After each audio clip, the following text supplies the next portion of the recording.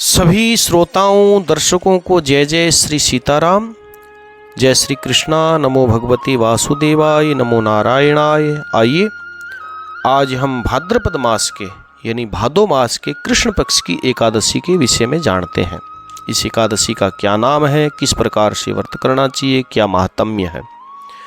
एक बार अर्जुन भगवान श्री कृष्ण से पूछते हैं कि हे ऋषिकेश, हे जनार्दन, अब कृपा करके मेरे को आप भाद्रपद मास के कृष्ण पक्ष की एकादशी के विषय में बताइए। उस एकादशी का क्या नाम है तथा व्रत करने की क्या विधि है, व्रत करने वाले को किस फल की प्राप्ति होती है और किस देवता का इस एकादशी के दिन पूजन करना चाहिए। भगवान श्री कृष्ण कहते हैं कि हे अर्जुन, भादो मास के कृष्ण पक्ष की एकादशी को अजा एकादशी कहते हैं। जया एकादशी भी इसका नाम है। इसका व्रत करने से समस्त पाप जो है हे अर्जुन नष्ट हो जाते हैं।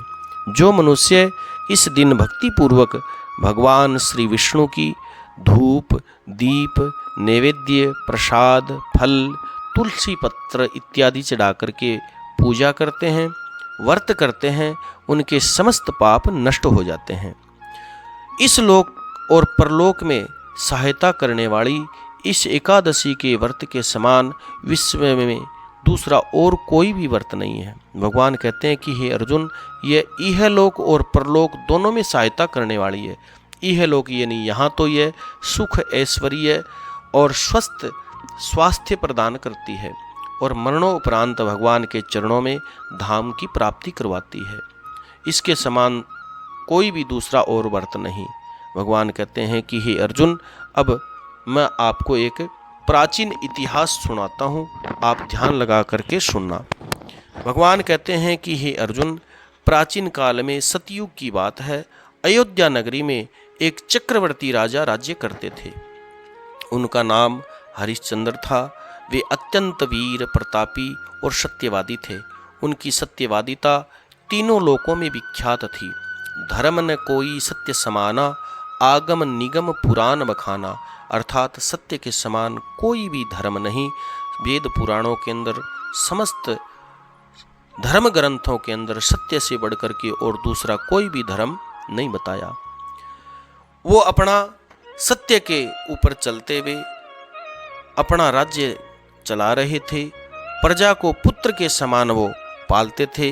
किसी भी परिस्थिति में वो धर्म का त्याग नहीं करते थे, सत्य का त्याग नहीं करते थे। सत्य के ऊपर अपना राज्य वो चला रहे थे। एक बार हे अर्जुन, वो सत्यवादिता पर अपना राज्य तो चला रहे थे, किंतु देव योग से उन्होंने अपना राज्य स्वप्न में विश्वामित्र ऋषि को दान कर दिया था और दान के बाद में दक्षिणा स्वरूप उन्होंने अपनी पत्नी को, पुत्र को बेच देना पड़ा दक्षिणा चुकाने के लिए।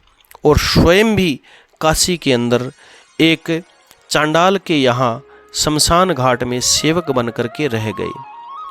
उन्होंने चांडाल के यहाँ सब वसन यानी कफन लेने का काम जो उनको मिला था, वो कर स्वरूप हर मुर्दे के साथ आने वाले से कर के रूप में कफन लिया करते थे। परंतु इस आपत्ति के समय भी उन्होंने सत्य का त्याग, धर्म का त्याग नहीं किया। जब इसी प्रकार उनको कई वर्ष बीत गए तो उसे अपना इस नीच कर्म पर उनको बड़ा दुख हुआ। इससे वो मुक्त होने का उपाय खोजने लगे। अनेक बार वो विचार करते थे कि इस दुख से मैं, इस नीच कर्म से मैं किस प्रकार से मुक्त होऊंगा, किस प्रकार से मेरे को मुक्ति मिलेगी। इसी चिंता के अंदर वो अनेक प्रकार से विचार करते थे कि कहाँ जाऊं, क्या करूं, किस प्रकार से मुक्ति पाऊं। एक समय की बात है, इसी चिंता में वो बैठे थे कि वहाँ पर महर्षि गौतम जो वो आ पहुँचते हैं।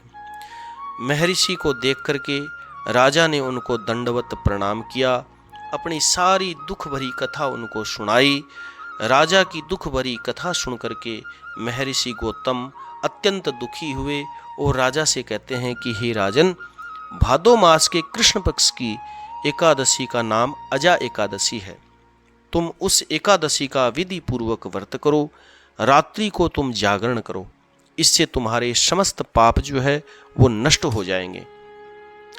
गौतम ऋषि एकादशी का संपूर्ण विधान राजा सत्यवादी हरिश्चंद्र को बता करके अंतर्ध्यान हो जाते हैं और भाद्रपद मास के कृष्ण पक्ष की अजा नाम वाली एकादशी आने पर राजा ने मुनि के कहे अनुसार, गौतम ऋषि के कहे अनुसार विधि पूर्वक एकादशी का, अजा एकादशी का व्रत किया और रात्रि में जागरण किया, भगवान के आगे कीर्तन किया। उसी व्रत के प्रभाव से राजा के समस्त पाप जो है नष्ट हो गए। भगवान कहते हैं कि हे अर्जुन, स्वर्ग के अंदर नगाड़े बजने लगे, अप्सराएं मंगल गान गाने लगी, पुष्पों की वर्षा होने लगी। राजा ने अपने सामने त्रिदेवों को, ब्रह्मा विष्णु महेश को, इंद्र आदि देवताओं को खड़ा पाया। उसने अपने मृतक पुत्र को भी जीवित पाया, अपनी स्त्री को भी वस्त्र आभूषणों से सजी हुई युक्त देखा। व्रत के प्रभाव से उसको पुनः अपना खोया हुआ अयोध्या नगरी का राज्य मिल गया। भगवान कहते हैं कि हे अर्जुन, वास्तव में यह राजा की परीक्षा लेने के लिए एक षड्यंत्र था। एक ऋषि ने परीक्षा लेने के लिए उनके साथ कौतुक किया था, किंतु अजा एकादशी के व्रत के प्रभाव से सारे का सारा षड्यंत्र जो है वो समाप्त हो गया और अंत में राजा हरिश्चंद्र अपने परिवार सहित स्वर्ग को प्राप्त हुए। भगवान कहते हैं कि हे अर्जुन, ये सब अजा एकादशी के व्रत का प्रभाव था। जो मनुष्य इस व्रत को विधि पूर्वक करते हैं तथा रात्रि को जागरण करते हैं, उनके समस्त पाप जो है हे अर्जुन नष्ट हो जाते हैं। अंत में वे भगवान के धाम को, स्वर्ग को प्राप्त होते हैं। इस एकादशी की कथा सुनने मात्र से हे अर्जुन अश्वमेघ यज्ञ का फल मिलता है। भगवान कहते हैं कि हे अर्जुन, इस कथा का सार यह है कि प्राणी को ईश्वर के प्रति पूरी निष्ठा रखनी चाहिए। कठिन परिस्थिति में भी जो सत्य का मार्ग नहीं छोड़ते, वो अवश्यमेव भगवान के धाम को प्राप्त होते हैं और भगवान के प्रिय भी हो जाते हैं। सत्य की परीक्षा कठिन स्थिति में ही होती है। अतः ईश्वर पर पूर्ण विश्वास रखते हुए सत्य का पालन करना चाहिए। सत्य का, धर्म का मार्ग कभी भी नहीं छोड़ना चाहिए। एक चौपाई बहुत ही सुंदर आती है। तुलसीदास जी रामायण जी में लिखते हैं कि धीरज धर्म मित्र अरु नारी, आपत काल परखिए चारी। यानी धैर्य की, धर्म की, मित्र यानी दोस्त की, नारी यानी अपनी स्त्री की, इन चारों की परीक्षा विपत्ति के समय, आपत्ति के समय होती है।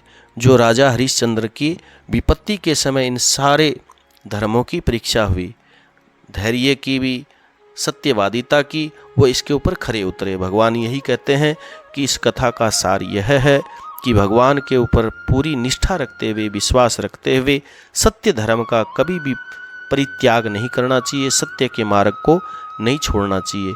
जय जय श्री सीताराम, जय श्री कृष्णा, नमो भगवते वासुदेवाय। कथा सुनने के बाद में कथा को लाइक करें, कमेंट के अंदर भगवान का नाम जरूर लिखें, जय श्री सीताराम या जय श्री कृष्णा, नमो भगवते वासुदेवाय। भगवान का नाम कमेंट में जरूर लिखें।